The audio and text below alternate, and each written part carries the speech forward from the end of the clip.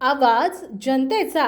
गतवर्षी अमरावती विभागात पूर, अतिवृष्टी, अवकाळी पाऊस अशा अनेक समस्यांनी ग्रासलेल्या अमरावती विभागातील शेतकऱ्यांच्या पाचवीला पुजलेल्या अशा या अवलक्षणी आसमानी संकटांनी ग्रासलेल्या शेतकऱ्यांच्या मदतीला येणारा सरकार तरी मदत करेल अशा अपेक्षेत शेतकरी आपले जीवन जगत होता। कोणताही शेतकरी हा आशेवर विश्वासावर जगतोय, जसे की हरणाचं कळप हे पाण्याच्या शोधात आशेवर विश्वासावर चालत चालत पाण्याचा संच कुठे आहे हे शोधत शोधत काही हरणाची पाडसं मात्र आपला जीव रस्ता सोडून देतात, पण पाणी मात्र मिळत नाही। त्याचप्रमाणे शेतकरी हा आसमानी संकटाचा सामना करत सरकारच्या विश्वासावर प्रत्येक हंगामात विचार करून पुढची दिशा ठरवत असतो। कुणीतरी आपल्याला मदत करेल या आशेने जीवनाचा रस्ता पार करत असतो। कुटुंबातील सर्वांना सांगत असतो की येणारं सरकार आपल्यासाठी काहीतरी करेल। या आशेवर कुटुंबाचा गाडा हाकताना मात्र शेतकरी अडचणीत येत जातो, पण त्याला कळत नाही की आपले पाऊल पावली खोल चिखलात रुतत चालेत। यातून आता मार्ग निघणं कठीण आहे हे समजून सुद्धा संसाराची गाडी पुढे नेण्याचा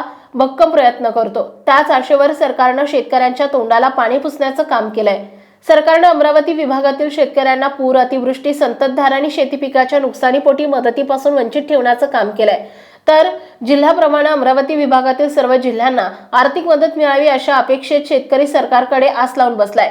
विदर्भातील प्रश्नाकडे यवतमाळ, वाशिमचे खासदार संजय भाऊ देशमुख यांनी संसदेत सुद्धा सोयाबीन, कापूस, घराचे नुकसान, जमीन खरडणे, इतर पीक नुकसानी संदर्भात आणि आर्थिक मदत मिळण्यासंदर्भात आवाज उठवलाय।